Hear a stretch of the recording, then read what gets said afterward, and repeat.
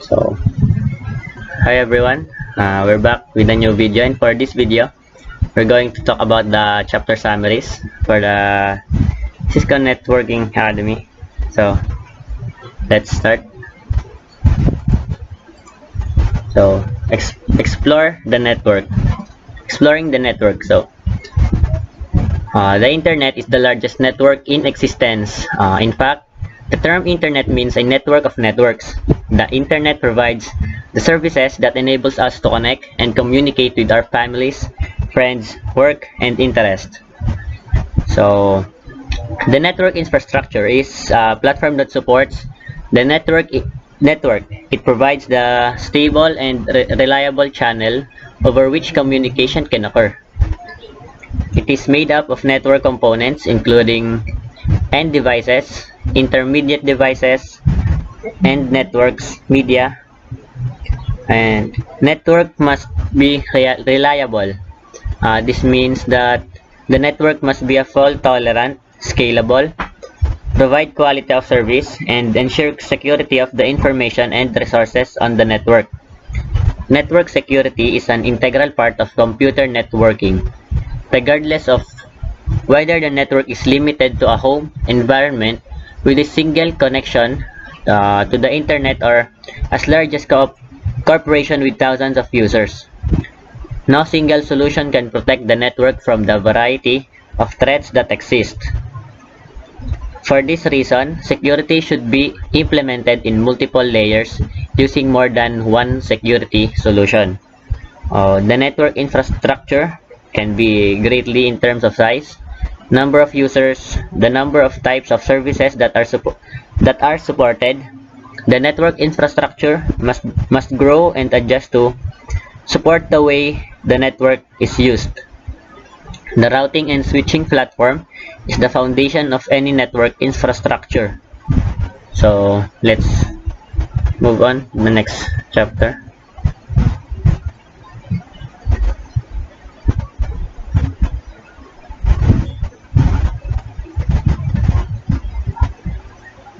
Configure a network operating system. So, Cisco IOS is a term that encompasses a number of different operating systems which can run on a various network device. The technician can enter commands to configure or program the device to perform various network functions. Cisco IOS routers and switches performs function that network professionals depend upon to make their network operate as expected. The services provided by the Cisco IOS are accessed using a command line interface, or the CLI, which is accessed by either the console port, the AX port, or through SSH or Telnet. After connected to a CLI, network technician can make configuration changes to Cisco IOS devices. The Cisco IOS is designed as modal operating system, which means a network technician must navigate through various hierarchical modes of the IOS. Each mode supports different IOS commands. The Cisco IOS routers and switches supports a similar model operating system. Supports the similar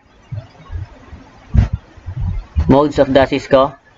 Examine the basic command structure that is used to configure. It is also walked through the initial setting of a Cisco IOS switch devices. Includes setting a name, limiting access to the device, configuring banner messages, and saving the configuration. Next.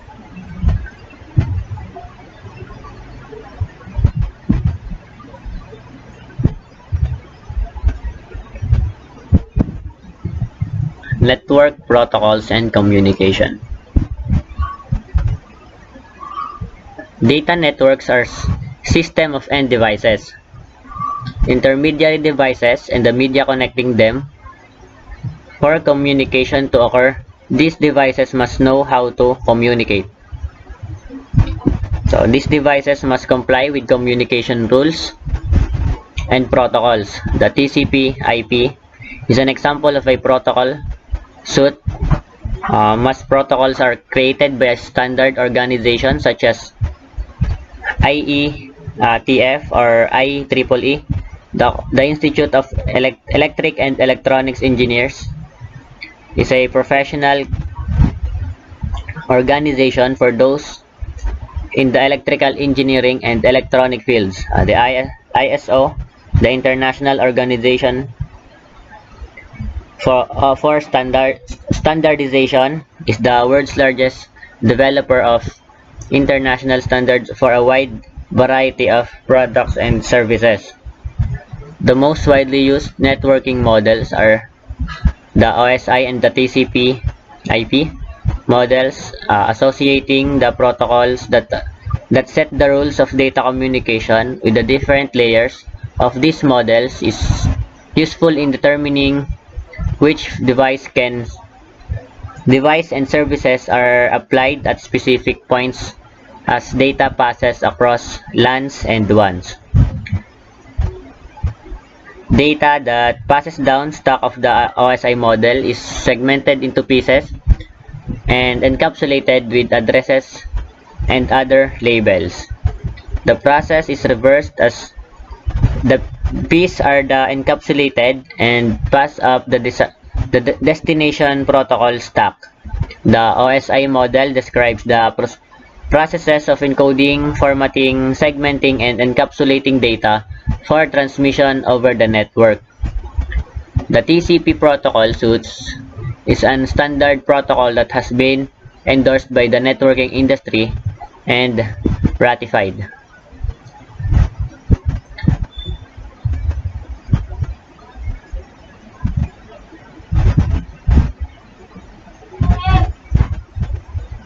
So for the next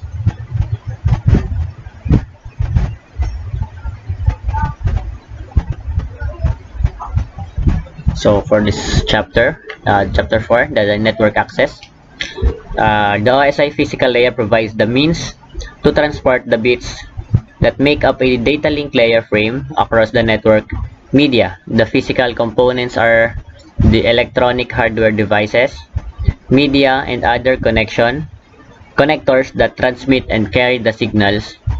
Two physical components are the electronic hardware devices and connectors transmitted carry signals to represent the bits.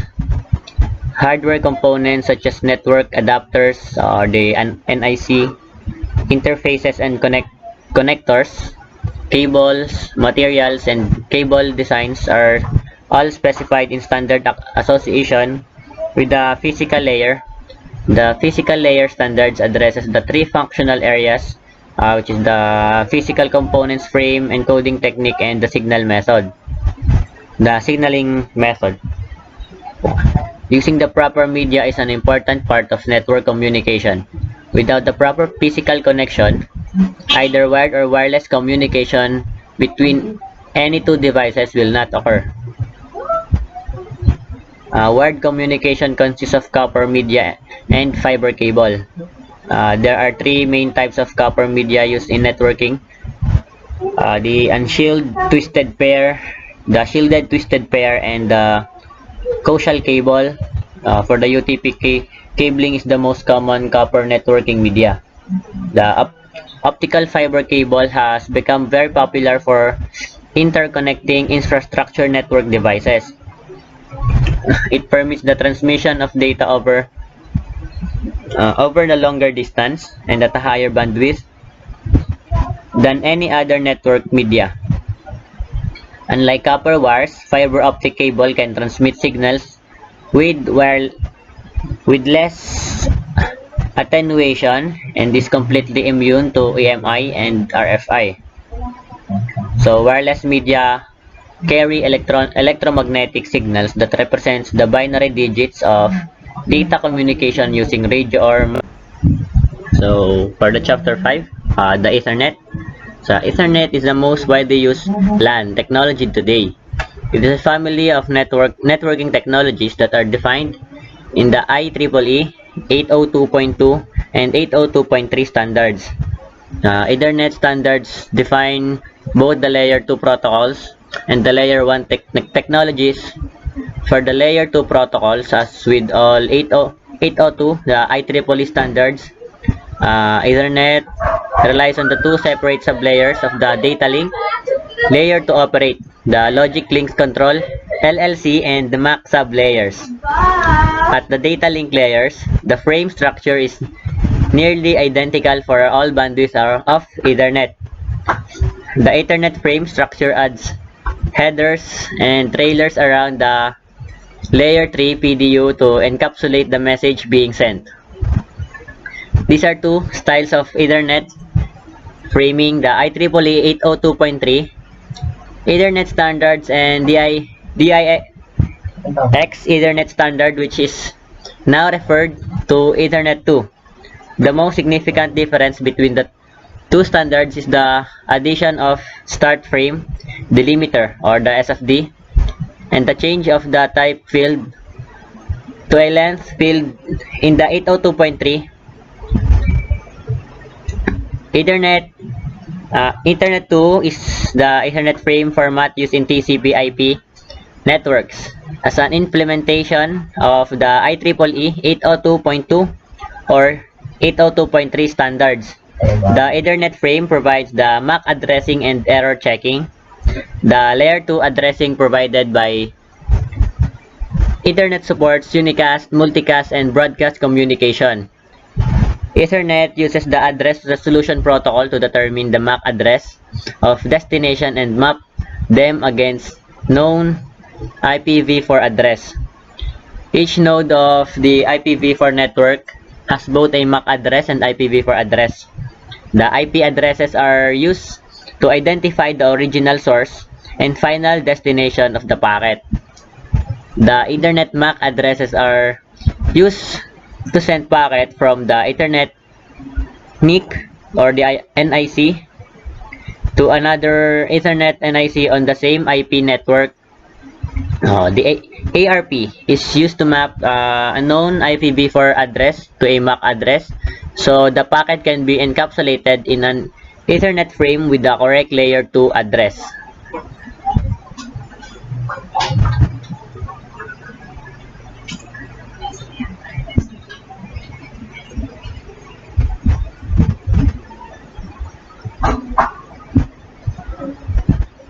So the network layer, the network layer or the OSI layer 3 provides the service to allow the devices to exchange data across the network. To accomplish this end-to-end transport, the network layer used for basic process IP addressing for an end devices, encapsulating, routing, and de-encapsulation. The internet is largely based on IPv4, which is the most widely used internet network layer protocol. An IPv4 packet contains the IP header and the payload. However, IPv4 has a limited number of unique public IP address available. This led to the development of IP version 6 or the IPv6. Simplified header offers several advantages over IPv4, including better routing efficiency, simplified extension header, and capability for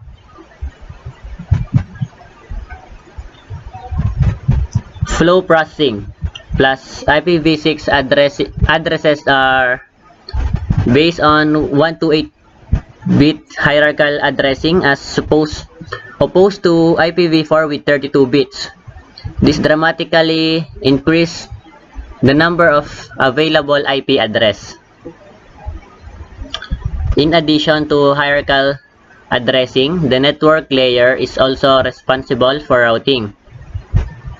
Hosts require a local routing table to ensure that packets are directed to the correct destination network.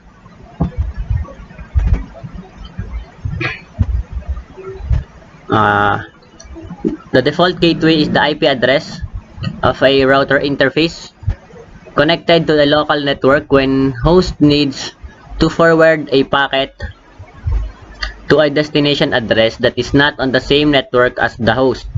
The packet sent is the default gateway for further processing.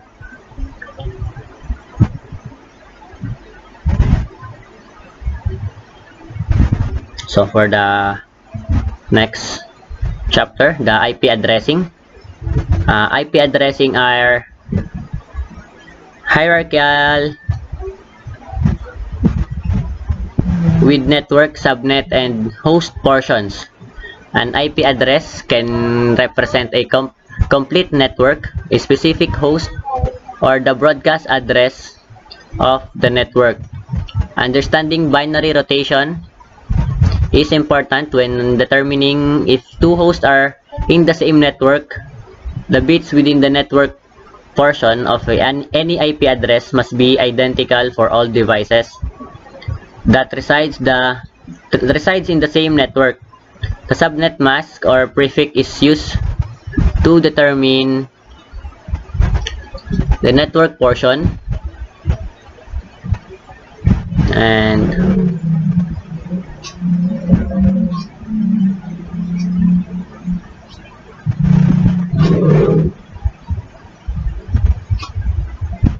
so of an IP address can be assigned either statically, dynamically. DHCP enables the automatic assign of addressing information such as IP address, subnet mask, default gateway, and other configuration information. The IPv4 host can communicate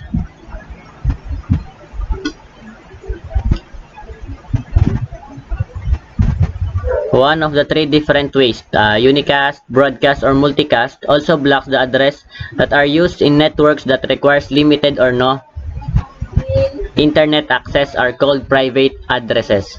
The private IPv4 address blocks are the 10.0.0.0 or 8, 172.16.0.0 or /12, and 192.168.0.0/16.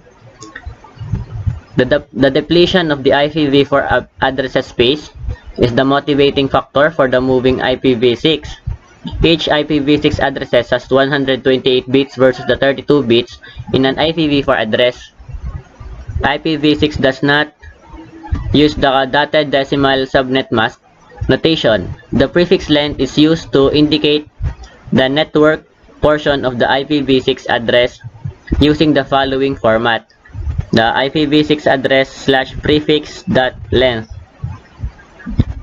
There are three types of IPv6 address: the unicast, multicast, and anycast.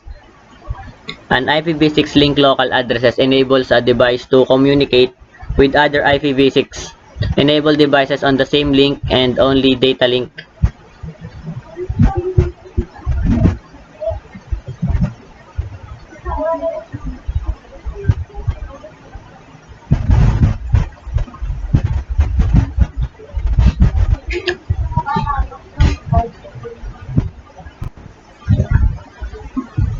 Subnetting and IP networks. The process of segmenting a network by dividing it into multiple smaller network spaces is called subnetting. Every network address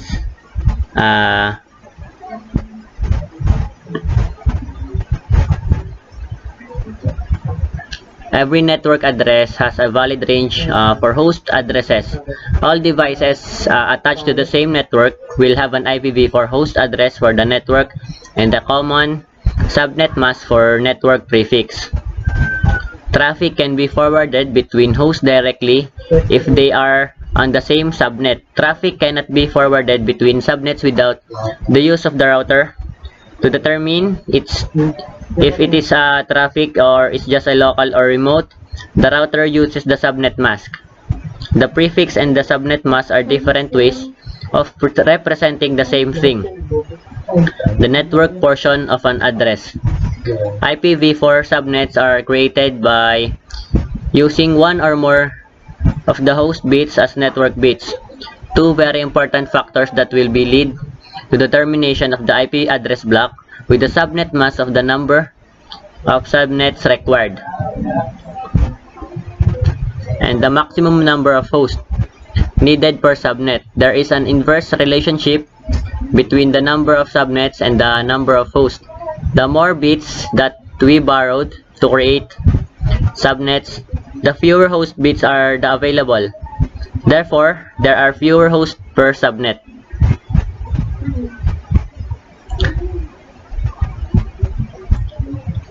So, subnetting a subnet or using variable length subnet mask VLSM was designed to avoid wasting addresses.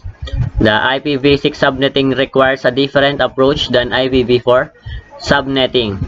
An IPv6 address space is not subnetted to conserve addresses. Rather, it is subnetted to support hierarchical logical design of the network. So while IPv4 subnetting is about managing address scarcity, IPv6 subnetting is about building an addressing hierarchy based on the number of routers and the networks they support.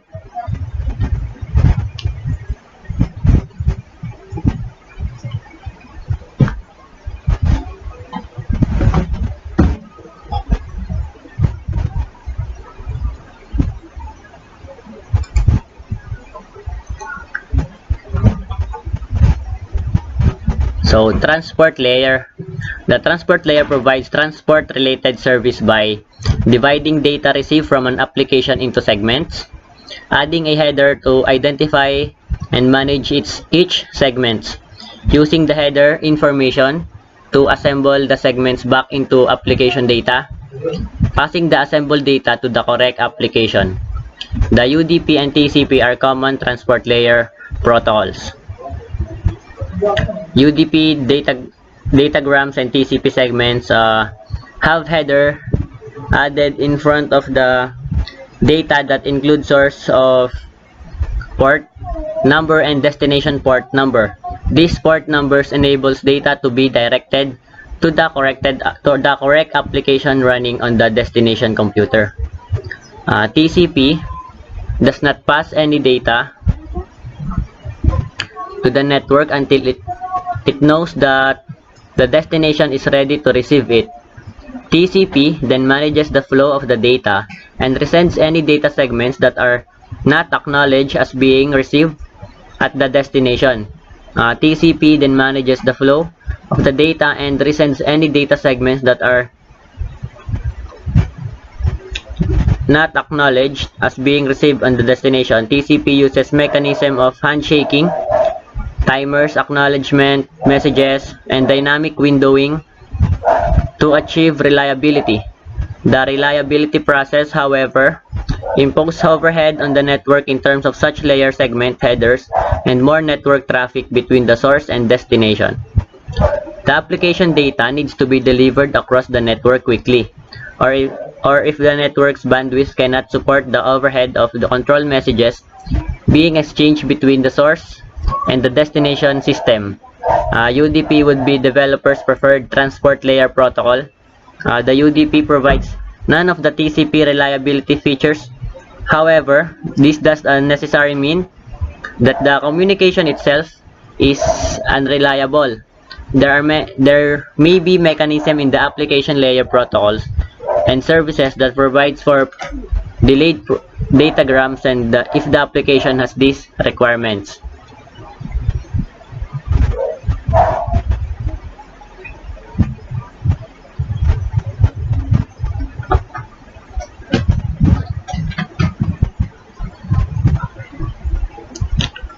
The application layer. The application layer is responsible for directly accessing the underlying process that manage the deliver communication to the human network. This layer serves as the source, destination, or communication across data networks. The application layer application services and protocols enables user to interact with the data network in the way that is meaningful and effective. Applications are computer programs with which the user interacts and which initiate the data transfer process at the user's request. Services, the background programs that provide the connection between the application layer and the lower layers of the networking model. Protocols provide the structure of a agreed upon rules and process that ensure service running from the particular devices can send and receive data from a range of different network services. Protocols provided a structure of a agreed upon rules that process that ensured services running on the particular devices can send and receive data from a range of different network devices.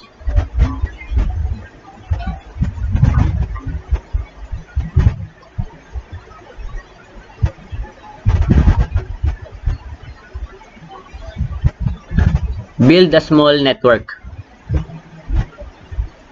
In order to meet user requirements, even small networks require planning and design. Planning ensures that all requirement costs, factors, and deployment options are given due consideration. An important part of the network design is reliability, scalability, and availability. So, the supporting and growing all small networks requires being familiar with the protocols and network application running over the network.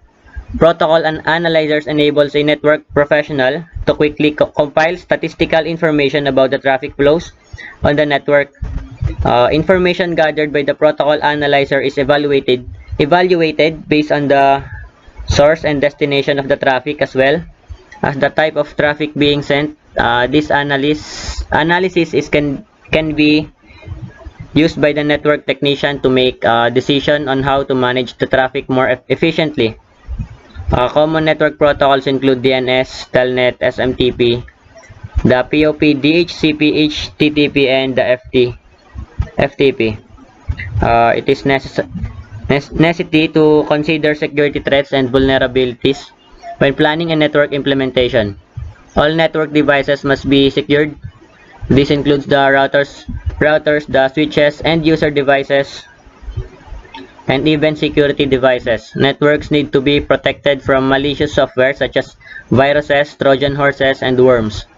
Antivirus software can detect most viruses, and many Trojan horses applications can be prevented from spreading in the network.